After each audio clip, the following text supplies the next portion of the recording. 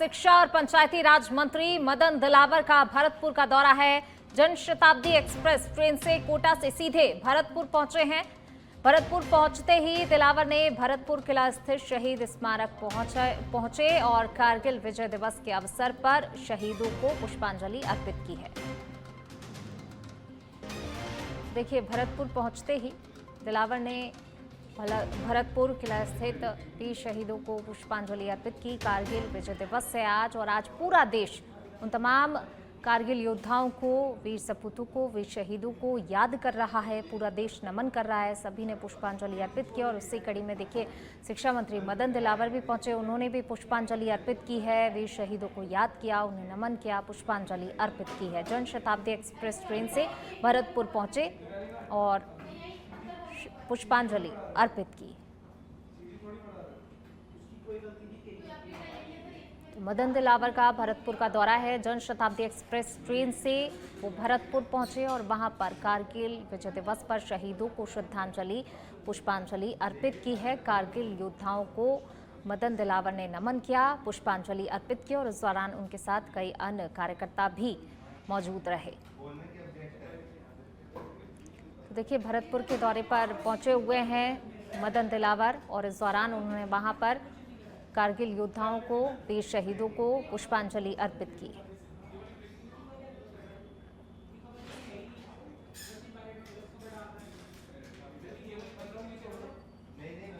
तो मदन दिलावर का भरतपुर दौरा, भरतपुर पहुंचे हैं। जन शताब्दी एक्सप्रेस ट्रेन से भरतपुर पहुंचे हैं मदन दिलावर। कारगिल विजय दिवस पर शहीदों को उन्होंने याद किया, पुष्पांजलि अर्पित की।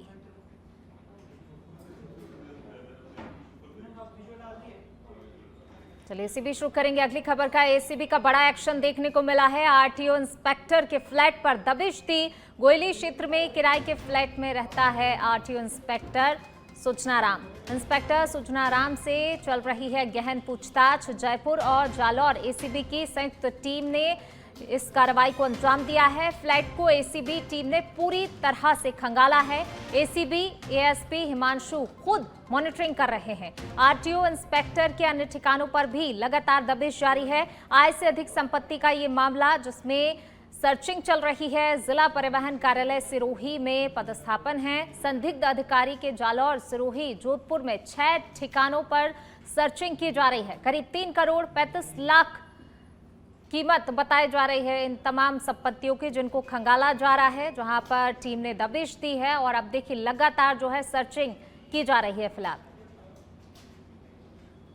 इंस्पेक्टर सुजनाराम से गहनता से पूछताछ की जा रही है। आय से अधिक संपत्ति का ये पूरा मामला, जिसको लेकर अलग अलग ठिकानों पर दबिश दी गई है। करीब 3 करोड़ 35 लाख की जो है ये संपत्तियां बताई जा रही हैं। देखिए, एसीबी की ये बड़ी कार्रवाई देखने को मिली है, बड़ा एक्शन। देखिए, जो फ्लैट जिसको खंगाला जा रहा है, वहां पर टीम मौजूद है। संयुक्त टीम ने इस पूरी कार्रवाई को अंजाम दिया है। आरटीओ इंस्पेक्टर के फ्लैट पर दबिश दी है और अभी फिलहाल जो है गहनता से पूछताछ की जा रही है। और साथ ही जिन जिन ठिकानों की जानकारी अभी तक मिली, उन सभी ठिकानों पर दबिश दी गई, वहां से जानकारी जुटाई जा रही है। आय से अधिक संपत्ति का ये पूरा मामला, जिसको लेकर एसीबी ने दबिश दी है। छापेमारी चल रही है इस वक्त, छापेमार कार्रवाई लगातार जारी है। आरटीओ इंस्पेक्टर सुजनाराम से और ज्यादा जानकारी के साथ हमारे सहयोगी विक्रम हमारे साथ जुड़ गए हैं। विक्रम, एसीबी का बड़ा एक्शन देखने को मिला है। अभी तक की कार्रवाई में क्या कुछ चीजें सामने निकल कर आई हैं? जी पूनम, बिल्कुल बताना चाहूंगा। जो आरटीओ इंस्पेक्टर सुजनाराम है, उनकी लंबे समय से शिकायतें मिल रही थी एसीबी की कार्यालय को, और एसीबी कार्यालय ने इसके ऊपर एक परिवाद दर्ज किया था।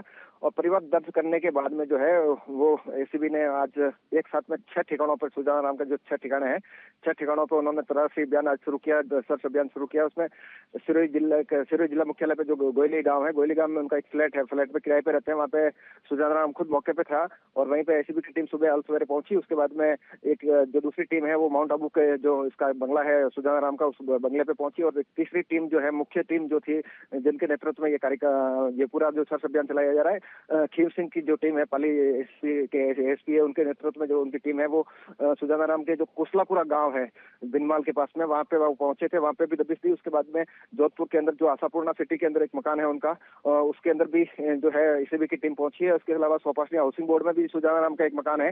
इसके अलावा जोधपुर के अंदर एक शास्त्री नगर में उनकी सुजानाराम की दुकान है। इस प्रकार से कुल 6 ठिकानों पर जो है एसीबी की अलग अलग टीमों ने जाकर के आज सवेरे अलसवेरे दबिश दी और सभी जो है उनके ठिकानों की तलाशी ली गई। सुजानाराम जो आरटीओ ऑफिस के अंदर सिरोही में लगा हुआ है, तो आरटीओ ऑफिस सिरोही की भी तलाशी ली गई। इसके अलावा जो जो चेक पोस्ट है, चेक पोस्ट पे भी जिस प्रकार से गाड़ियों को रुकवा करके जो चीजें की जाती थी, उसकी भी वहाँ पे जो है वहाँ पे तलाशी ली गई है। कुल मिलाकर के अगर बात की जाए तो सुजानाराम के अलग अलग ठिकानों से जो है एसीबी के हाथ में जो अभी तक जो सारी चीजें आई है, उसमें उसके सुजानाराम के 6 ठिकानों की जो है वो तो चीजें हुई है। उसके अलावा कुल 15 जो आवासीय भूखंड और जो वाणिज्यिक भूखंड है, उसको लेकर के एसीबी को जानकारी मिली है। इसके अलावा जो है 3 करोड़ 33 लाख रुपए कीमत जो है इसकी संपत्ति की बताई जा रही है, यानी कि जो सुजानाराम की कुल आय है उससे 201% अधिक जो है वो आय अभी तक मिलना जो है एसीबी की द्वारा जो प्रेस नोट जारी हुआ है उसमें बताया गया है। उसके अलावा सुजानाराम के परिवार और सुजानाराम के नाम से जो 7 बैंक खाते मिले हैं, उनमें करोड़ों रुपए का जो लेन देन हुआ है और 12 लाख की जो है उसके अंदर जो बैलेंस भी बताई जा रही है। तो इस प्रकार से जो है आरटीओ इंस्पेक्टर सुजानाराम की पास से अकुत संपत्ति जो मिली है एसीबी को आज सर्च अभियान में, और एसीबी की टीम जो मांगीलाल जो एडिशनल एसपी है जालौर के, उनके नेतृत्व में जो गोयली फ्लैट में उनकी तलाशी ली गई, वहाँ पे सुजानाराम खुद मौके पे था। उनको सुजानाराम को हिरासत में लेकर जो एसपी की टीम है वो यहाँ से रवाना हो गई है। जी पूनम। जी शुक्रिया विक्रम इस तमाम जानकारी को साझा करने के लिए। तो देखिए, आय से अधिक संपत्ति का ये मामला जिसको लेकर एसीबी की टीम का बड़ा एक्शन देखने को मिला। फिलहाल जो है एसीबी लगातार सर्चिंग कर रही है, अलग अलग ठिकानों पर दबिश दी गई है। चलिए रुक करेंगे अगली खबर का। जयपुर सीएमओ से स्थानांतरित होकर आए वरिष्ठ आईपीएस अधिकारी गौरव श्रीवास्तव ने उदयपुर रेंज के पुलिस महानिरीक्षक के पद का विधिवत कार्यभार ग्रहण किया। आईजी कार्यालय पहुंचने पर उन्हें पुलिस बल के तहत गार्ड ऑफ ऑनर दिया गया। उदयपुर के पुलिस अधीक्षक योगेश गोयल ने उन्हें गुलदस्ता भेंट कर औपचारिक स्वागत किया। वहीं इस अवसर पर जिले के सभी उप पुलिस अधीक्षक, थाना प्रभारी और वरिष्ठ पुलिस अधिकारी मौजूद रहे। पदभार ग्रहण करने के बाद उन्होंने रेंज की कानून व्यवस्था को लेकर वरिष्ठ अधिकारियों से फीडबैक भी लिया और क्षेत्र में अपराध नियंत्रण और पुलिसिंग को लेकर प्राथमिकताएं तय करने के संकेत भी दिए।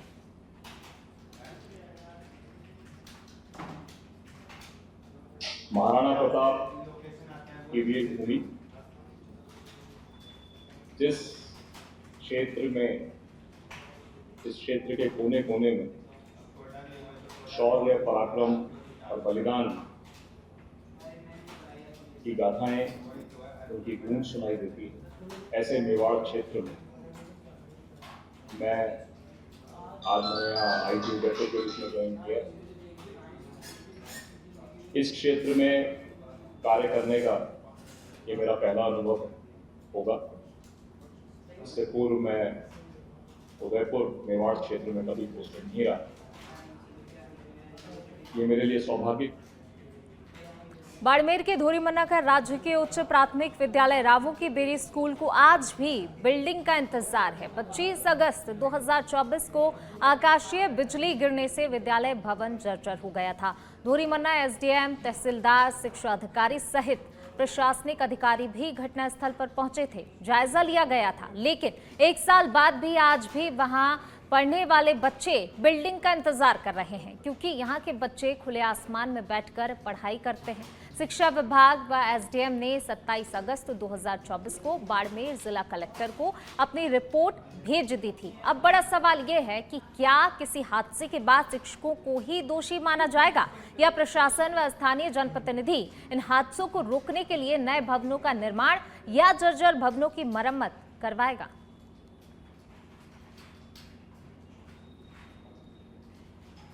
झालावाड़ जिले में हुए विद्यालय भवन हादसे के बाद प्रशासन भले ही हरकत में आ गया हो, लेकिन भदेसर उपखंड के राजकीय उच्च माध्यमिक विद्यालय सोनियाड़ा में बड़े हादसे का खतरा लगातार मंडरा रहा है। विद्यालय भवन का करीब 80% हिस्सा जर्जर हो चुका है।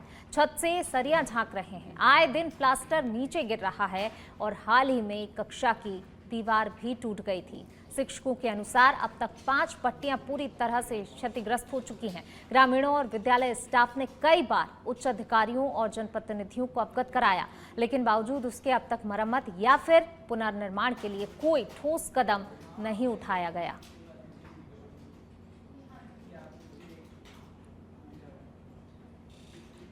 वहीं झालावाड़ जिले में हाल ही में स्कूल भवन गिरने की घटना के बाद जहां पूरे राजस्थान में शैक्षणिक भवनों की सुरक्षा को लेकर अब कई सवाल उठने लगे हैं, वहीं जैसलमेर जिले के भणियाड़ा क्षेत्र से भी एक बड़ी लापरवाही सामने आई है।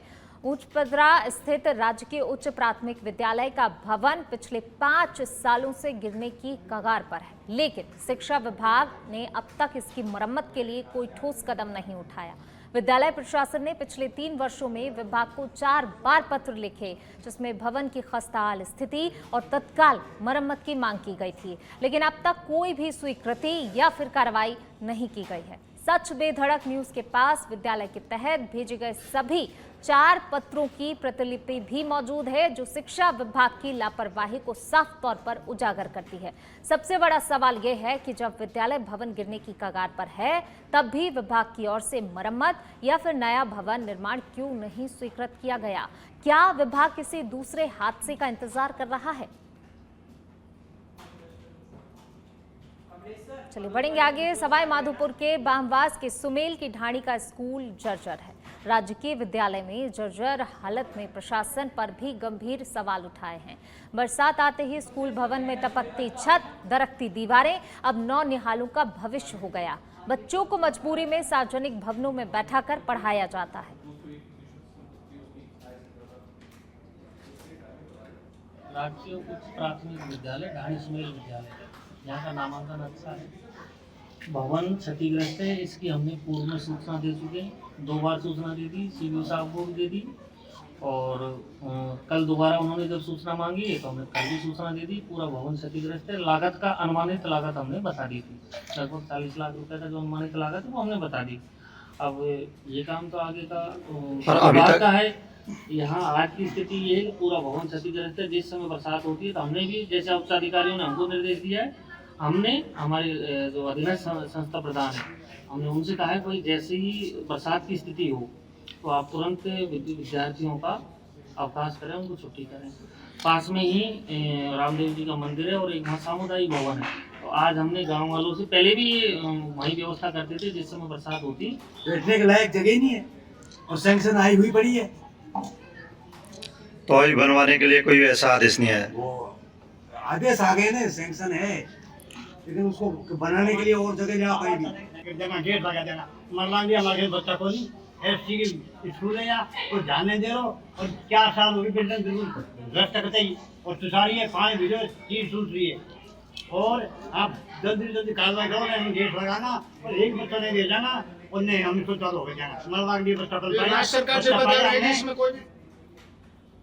झालावाड़ में हाल ही में स्कूल की छत गिरने से हुई 7 छात्रों की मौत के बाद भी प्रशासन ने सबक नहीं लिया। जैसलमेर जिले के भणियाड़ा कस्बे में स्थित राजकीय चौधरी खताराम महाविद्यालय आज भी खंडर हो चुके भवन में संचालित हो रहा है, जिससे 300 से अधिक छात्र छात्राओं की जान पर हर रोज खतरा मंडरा रहा है। बताया गया है कि इस कॉलेज की मुख्य बिल्डिंग का आधा हिस्सा 2 वर्ष पूर्व ही गिर चुका है, लेकिन उसके बावजूद भी शेष जर्जर भवन में नियमित कक्षाएं संचालित की जा रही हैं। छात्रों और स्टाफ के अनुसार दीवारों में दरारें हैं, छतें झुक चुकी हैं और बारिश में हालात और भी खतरनाक हो जाते हैं। खताराम चौधरी महाविद्यालय का नया भवन बनकर तैयार हो चुका है, लेकिन फिर भी केवल उद्घाटन नहीं होने के कारण छात्रों को पुराने खंडर भवन में पढ़ाया जा रहा है।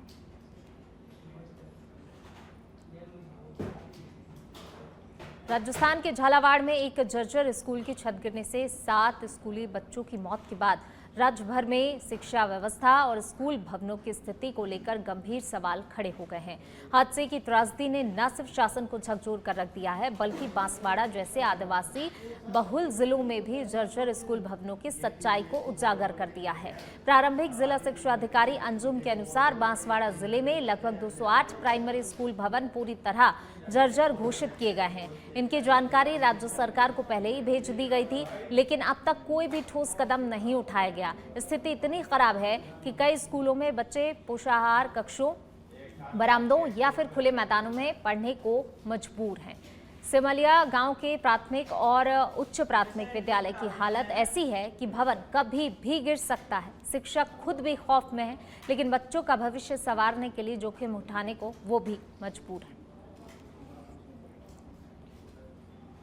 ये राजकीय उच्च प्राथमिक विद्यालय लोधा जागीर बोरताला पीओ में पड़ता है, बांसवाड़ा ब्लॉक है। और यहाँ पे 37 बच्चे हैं और यहाँ पे मतलब 3 कमरे हैं, 2 कमरे सही है और 1 कमरा जर्जर है पूरा, और बरामदा भी पूरा जर्जर है। तो बच्चों को मतलब हम जब बारिश आती है तो बाहर तो बिठा नहीं सकते, इसलिए 2 कमरों में जैसे तैसे बिठा के फिर उनको पढ़ाते हैं हम। हाँ, बहुत सारा टपकता है, 1 बरामदे में टपकता है, बाकी 2 तो सही है। हाँ, जर्जर वो भवन है यूँ लिख के तो दे दिया है, लेकिन जब भी आएगा तो इसको बनाएंगे। 37 नहीं, अभी तो कोई आया नहीं है, अभी तो सत्र प्रारंभ हुआ है सर। 1 साल पहले वो तब मैं नहीं थी, 12। चलिए बढ़ेंगे आगे। बात अगली खबर की। सवाई माधोपुर के बामनवास उपखंड का बड़ीला के स्कूल की हालत बदहाल है। छत से टपकता पानी और पानी से भरे क्लासरूम की हालत बद से बदतर है। राज्य के स्कूल की जर्जर हालत के चलते अब नौनिहालों की सुरक्षा पर भी सवाल उठ रहे हैं। अभिभावकों और स्टाफ ने स्थायी समाधान की मांग की है।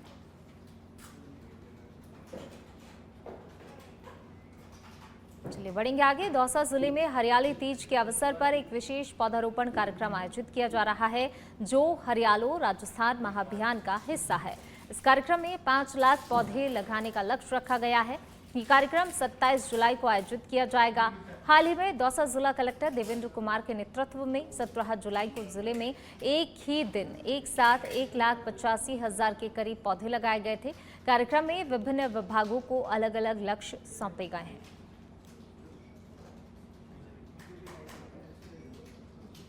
दौसा जिले में ग्रीन पुल दौसा हरियाणा राजस्थान की पहल हो चुकी है और इसको लेकर दौसा जिले को ग्रीन पुल दौसा और हरियाणा राजस्थान के तहत दौसा को हरा भरा करने के लिए प्रयास किए जा रहे हैं। हाल ही में दौसा सांसद मुरारीलाल मीणा के द्वारा भी बड़ी संख्या में उनके जन्मदिन पर पौधे लगाए गए थे। उसके बाद दौसा जिला प्रशासन की ओर से भी 1 लाख के करीब पौधे लगाए गए। तो अब 27 जुलाई को बड़ी संख्या में करीब 5 लाख पौधे जिला प्रशासन की ओर से लगाए जाएंगे। उसको लेकर तैयारी उन्होंने पूरी कर ली। हमारे साथ है दौसा जिला कलेक्टर देवेंद्र कुमार जी, उनसे पूछेंगे किस तरह की पूरी व्यवस्था है। क्या सर 27 तारीख को बड़ी संख्या में 5 लाख पौधे लगाए जाने क्या है किस तरह से?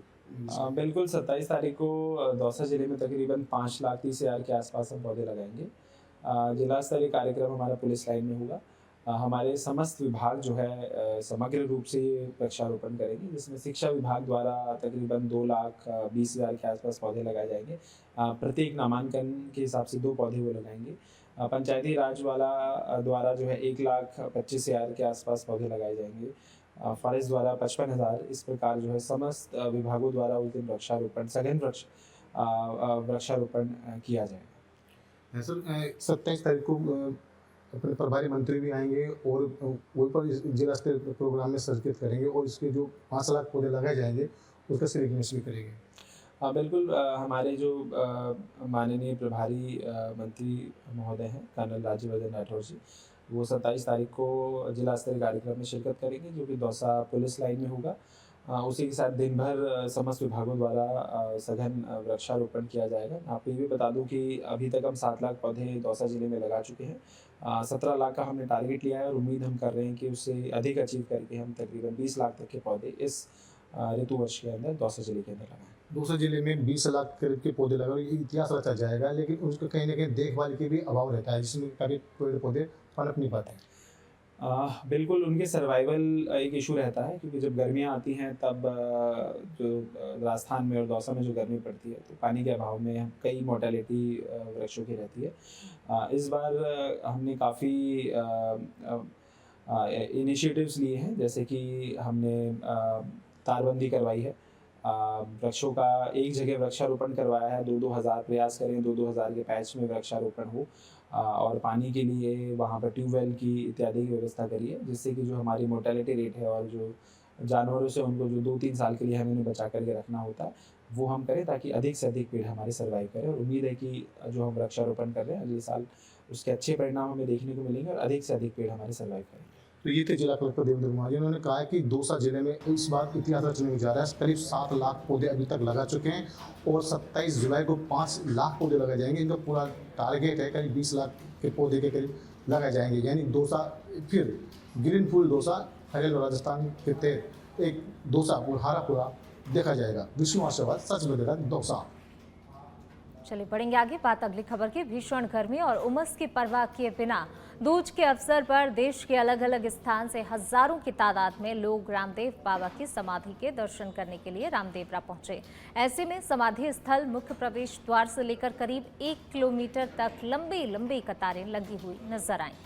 बाबा रामदेव समाधि स्थल पर अभिषेक आरती के पश्चात समाधि स्थल श्रद्धालुओं के लिए खोल दिया गया। सुबह की आरती में बाबा रामदेव समाधि स्थल पर स्वर्ण मुकुट स्थापित किया गया। पुलिस प्रशासन की तरफ से सभी बड़े वाहनों को मेला मैदान में आने पर रोक लगा दी गई है।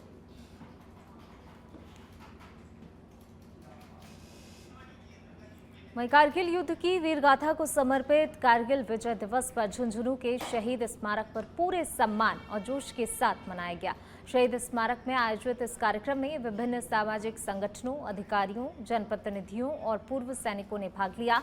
कार्यक्रम की शुरुआत शहीद वेदी पर पुष्पांजलि अर्पित कर की गई। जिला collector doctor Arun Garg, police अधीक्षक ब्रजेश ज्योति उपाध्याय, पूर्व सैनिक और स्थानीय जनप्रतिनिधियों ने शहीदों को पुष्प चक्र अर्पित कर उन्हें श्रद्धांजलि दी।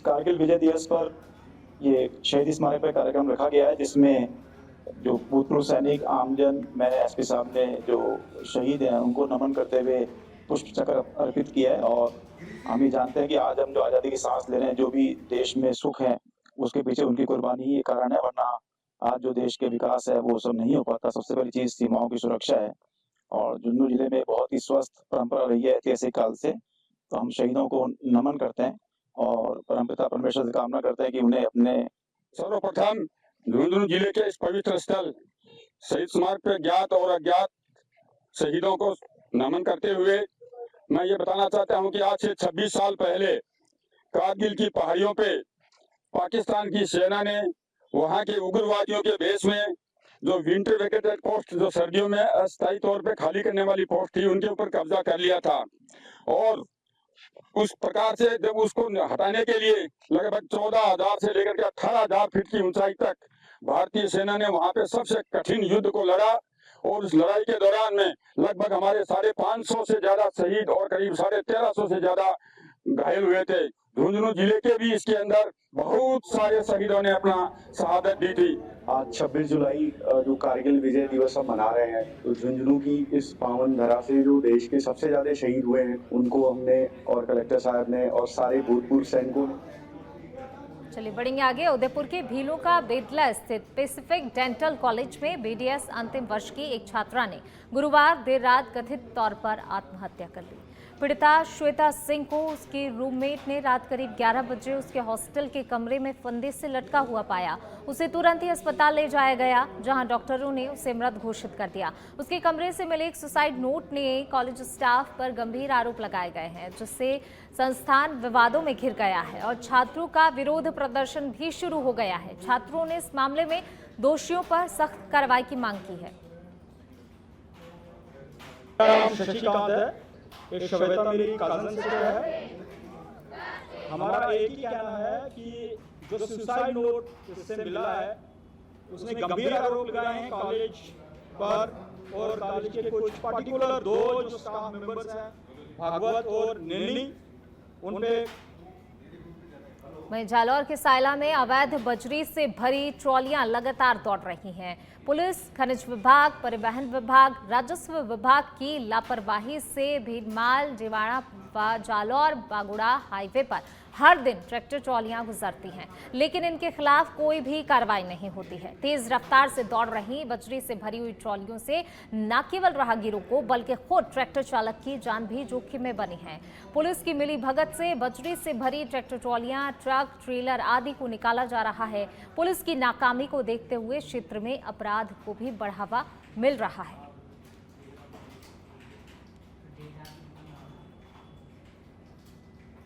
जालौर जिले की भीनमाल पंचायत समिति में बीडीओ जालाराम विश्नोई पर भारी वित्तीय अनियमितताओं के गंभीर आरोप सामने आए हैं। पंचायत समिति की प्रधान किरण भारती ने सीईओ से नाराजगी जाहिर करते हुए इस मामले में त्वरित कार्रवाई की मांग की है। प्राप्त दस्तावेजों के अनुसार बीडीओ जालाराम विश्नोई ने कथित रूप से अपनी पत्नी पालू देवी के नाम पर एक firm Vanshraj Bajrang and sales corporation का निर्माण किया, जिसका प्रोप्राइटर स्वयं उनके परिवार से जुड़ा बताया जा रहा है। इस फर्म के माध्यम से उन्होंने भागल सेफ्टा पंचायत में लाखों रुपए के टेंडर भरे। आरोप है कि अब तक उक्त फर्म को 36.81 लाख रुपए का भुगतान किया जा चुका है। प्रधान भारती ने सांसद बिमाराम को पत्र लिखकर ग्राम विकास अधिकारी जालाराम विश्नोई को तत्काल प्रभाव से निलंबित करने की मांग की है। ग्राम विकास अधिकारी जालाराम विश्नोई ने अपनी पत्नी पालू देवी के नाम पर मैसेस बजरंगबली फर्म बनाकर 181 निविदा के तहत भागल सेप्टा में 38 लाख का भुगतान ले चुके हैं वो, और अभी तक सीओ साहब के द्वारा कोई कार्रवाई नहीं की गई है। इस संदर्भ में सीओ साहब को 3-4 बार लिखित में भी लेटर लिख चुकी हूँ मैं, लेकिन अभी तक सीओ साहब कोई कार्रवाई नहीं कर रहे हैं। पता नहीं वो किसके दबाव में आकर कार्रवाई क्यों नहीं कर रहे। प्रभारी मंत्री को भी मैंने 2-3 बार लेटर लिखा हुआ है। वो 26 तारीख को जालौर आएंगे और मैं मौखिक रूप से उनसे मिलकर इस बारे में बात करूंगी और इसको आगे बढ़ाने की भी प्रक्रिया करूंगी, और इसमें जो कार्रवाई हो सकेगी वो पूरी कार्रवाई कराने की कोशिश करूंगी। जिन लोगों ने भी टेंडर प्रक्रिया में भाग लिया है उनके खिलाफ नियमानुसार कार्रवाई। बात अब धौलपुर की करेंगे, जहां जिले के सबसे बड़े पार्वती बांध के कैचमेंट एरिया में जोरदार बारिश होने की वजह से जल संसाधन विभाग ने बांध के 4 गेट खोलकर 4400 क्यूसेक पानी रिलीज किया है। जिला प्रशासन ने पार्वती नदी के तटीय क्षेत्रों में अलर्ट जारी कर दिया है। बांध की भराव क्षमता 223.41 मीटर है, जबकि गेज लेवल 223 मीटर तक पहुंच चुका है। गेज मेंटेन करने के लिए 41 सेंटीमीटर बांध को खाली रखा गया है। जिला कलेक्टर श्रीनिधि बीटी और पुलिस अधीक्षक विकास सांगवान ने लोगों से सुरक्षित रहने की अपील की है।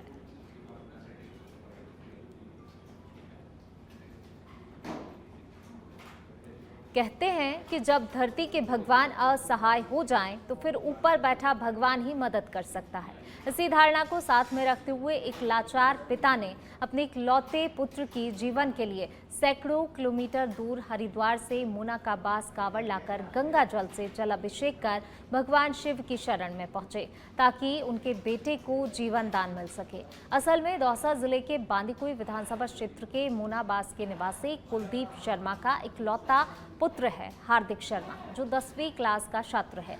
राजकीय उच्च माध्यमिक विद्यालय पिछुपाड़ा में अध्ययनरत है और पिछले लंबे समय से एक गंभीर बीमारी मस्कुलर डिस्ट्रोफिक नामक बीमारी से जूझ रहा है। वर्ष 2014 से हार्दिक शर्मा को धीरे धीरे शरीर विकलांगता आई और वह अब व्हीलचेयर पर आ गया है। पीड़ित पिता कुलदीप शर्मा ने अपनी सभी जमा पूंजी 20 से 25 लाख रुपए बीमारी पर खर्च कर दिए, लेकिन अब पैसे की कमी के चलते भगवान शिव के शरण लेते हुए भगवान पर सब कुछ छोड़ दिया है। पीड़ित पिता का कहना है कि इस बीमारी का टीका करीब 17.5 करोड़ रुपए का है, जो कि विदेश में मिलता है, लेकिन अब लाचार पिता के पास इतनी बड़ी रकम नहीं होने के चलते अब आमजन सहित सरकार से गुहार लगाई है।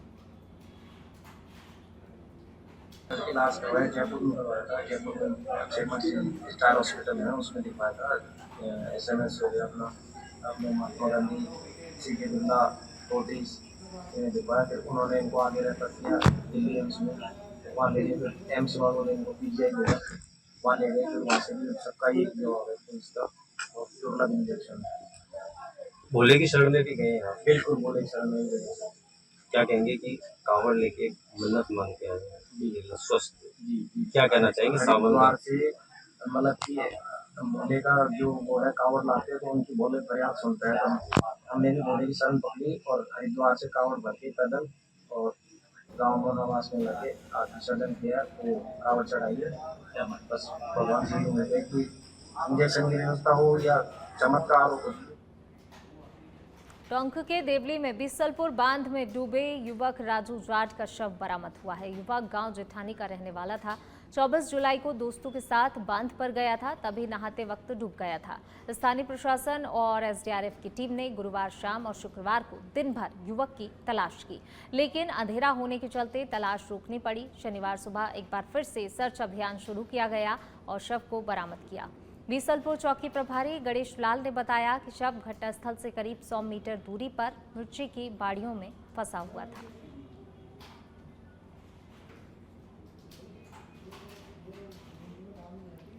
दौसा में मूसलाधार बरसात ने 1 घंटे में शहर को जलमग्न कर दिया। दौसा शहर के निचले हिस्से की कॉलोनियां जलमग्न हो गई हैं। सैंथल मोड़ पर खानाबदोश रह रहे लोगों के घर पानी में डूब गए, तो उनके झुग्गी झोपड़ी में पानी भरने से रात भर अपने आशियाने से बाहर उन्होंने रात बिताई। दौसा के जयपुर रोड पर लालसोट बाईपास पुलिया से लेकर करीब 1 किलोमीटर तक सर्विस लेन पर करीब 5 से 6 इंच पानी भरा होने से रास्ते बंद हो गए हैं, जिससे लोगों का आवागमन बाधित हो गया है।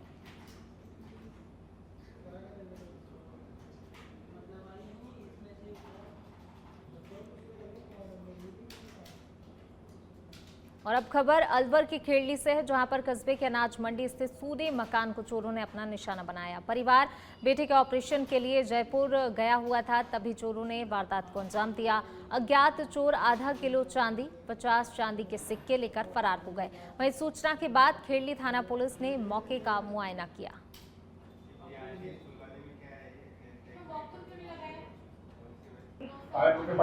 तारे गेट घुसते ही तो तारे टूटे पड़े, गेट खोल रहा तारों भी ना मिलो, फिर अंदर आई, अंदर से आके नहीं कुछ भी ना मिलो मेरे को तो। और फिर मैं बगल में सब सामान बिखर रहे हो। अब देखा तो जब लोग को बहम हुआ रही तो चोरी है गई है। अब देखो भीतर तो भीतर भी सब सामान गया। अलमारी खोली है, अलमारी तो साड़ी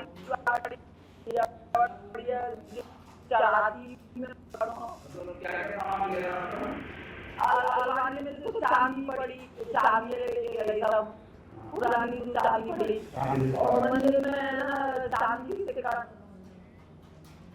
चलिए बढ़ेंगे आगे, बात अगली खबर की। रामदेवरा धार्मिक स्थल पर आगामी भादवा मेले के लिए वाहन पार्किंग ठेके की नीलामी संपन्न हुई। इस साल पार्किंग ठेके की बोली 72,50,000 रुपए में छूटी। ये पिछले वर्ष की तुलना में 12.5 लाख रुपए अधिक है। पिछले साल ये ठेका 60 लाख रुपए में दिया गया था। इस दौरान 9 लोगों ने फॉर्म भरे थे। अंतिम बोली रूप सिंह तंवर ने लगाई और उन्हें ही ठेका दिया गया। पिछले वर्ष भी पार्किंग ठेका रूप सिंह की फर्म को ही मिला था। वहीं नीलामी में भाग लेने के लिए प्रत्येक व्यक्ति को 1 लाख रुपए जमा करने पड़े थे। नीलामी के बाद असफल बोलीदाताओं को ये राशि वापस कर दी गई।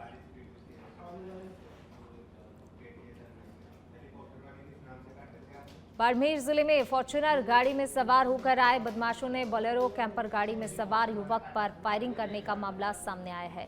पुलिस को मौके से कारतूस के 2 खाली होल भी मिले हैं। सदर थाना पुलिस ने पीड़ित युवक की रिपोर्ट पर मामला दर्ज कर बदमाशों की तलाश शुरू कर दी है।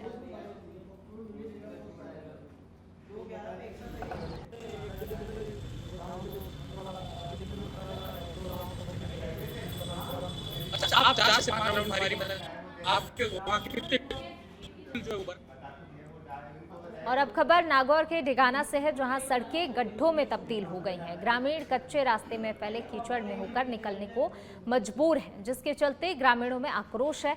ढिगाना विधानसभा क्षेत्र के ग्राम पंचायत चुई के विभिन्न मुख्य मार्गों में बारिश का पानी एकत्रित होने के बाद कीचड़ फैल चुका है।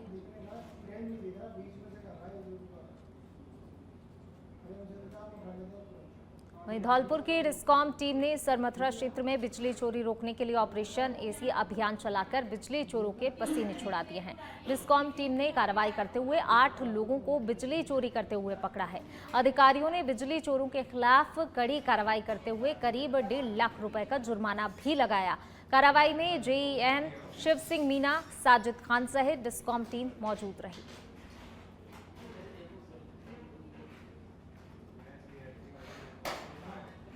चलिए इसी बीच रुक करेंगे अगली खबर का। जयपुर से खबर आपको बता रहे हैं, सरकारी स्कूल की छत गिरने से 7 बच्चों की मौत का मामला। कांग्रेस नेताओं समेत विभिन्न संगठनों ने घटना पर दुख जताया है। झालावाड़ स्कूल हादसे पर पीसीसी चीफ गोविंद सिंह डोटासरा की भावुक अपील। डोटासरा की प्रदेश के सांसद और विधायक जनप्रतिनिधियों से विनम्र अपील। जर्जर स्कूल के भवनों, आंगनबाड़ी केंद्रों की मरम्मत करवाने की अपील उन्होंने की है। इस पत्र में लिखा है कि ये वक्त पक्ष विपक्ष का नहीं बल्कि जवाबदेही का है। हम सब राजनीति से ऊपर उठकर जनता के प्रति जवाबदेही का दायित्व निभाएं। एमपी एलईडी MLALAD से जर्जर भवनों की मरम्मत के लिए राशि स्वीकृत कराने का श्रम करें।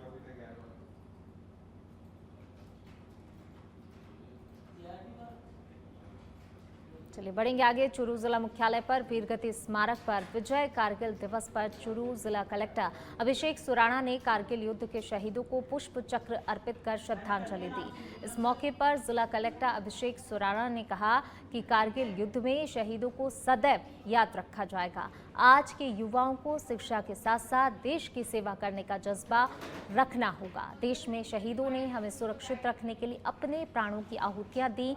इस अवसर पर दुधवा खारा के कारगिल शहीद सुमेर सिंह राठौर के पुत्र नरेंद्र सिंह राठौर को जिला कलेक्टर ने शॉल ओढ़ाकर सम्मानित भी किया।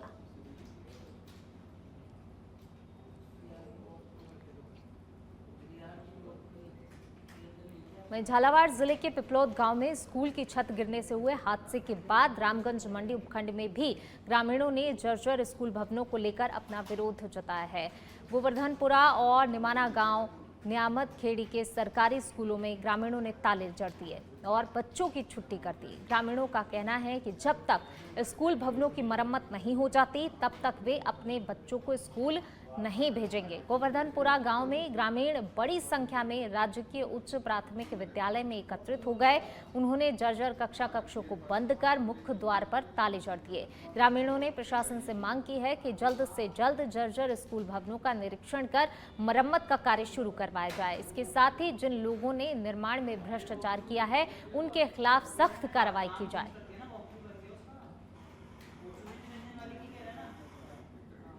हमारे यहाँ जो पुरानी बिल्डिंग है स्कूल की वो अभी तक सही से खड़ी हुई है और अभी हाल ही में थोड़े सालों बाद पहले मतलब जो बिल्डिंगें बनी हैं उनमें रिश्वतखोरी का या कोई भी मतलब ये काम हुआ, इस वजह से इन्होंने दरारें चल गई है। गिरने की संभावना है, कभी भी गिर सकती है। इस पर मतलब जल्दी से चलिए बढ़ेंगे आगे। झुंझुनू जिले की वीरभूमि ने एक और जांबाज को देश की रक्षा में न्यौछावर कर इतिहास में अमर कर दिया था। नाम था सिपाही हवा सिंह रोजड़िया। महज 22 साल की उम्र में उन्होंने कारगिल युद्ध में दुश्मनों से लोहा लेते हुए अपने प्राणों की आहुति दे दी। 7 जुलाई 1999 को द्रास सेक्टर की मशकोह घाटी में दुश्मन की भारी गोलीबारी के बीच उन्होंने जिस वीरता और साहस का परिचय दिया वह आने वाली पीढ़ियों के लिए प्रेरणा का स्रोत है। शहीद के छोटे भाई पालाराम रोजड़िया ने बताया कि आज 26 साल बाद भी परिवार को कोई सरकारी नौकरी नहीं मिली है।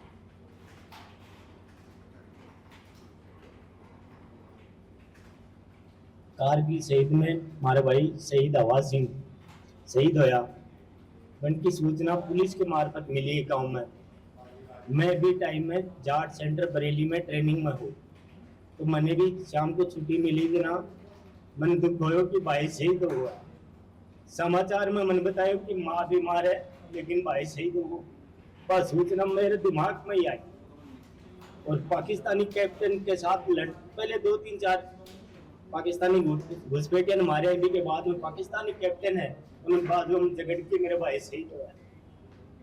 इसी बीच रुक करेंगे अगली खबर का। पाली के सुबेरपुर से खबर आपको बता रहे हैं। जवाई बांध से मिला युवक का शव, आत्महत्या की आशंका। युवक यासीन मोहम्मद खान का शव बरामद किया गया है। बीते दिन से लापता था युवक। 3 घंटे की कड़ी मशक्कत के बाद युवक का शव मिला। पोस्टमार्टम के बाद शव परिजनों को सौंपा जाएगा। फिलहाल आत्महत्या के कारणों की जांच में पुलिस जुटी हुई है।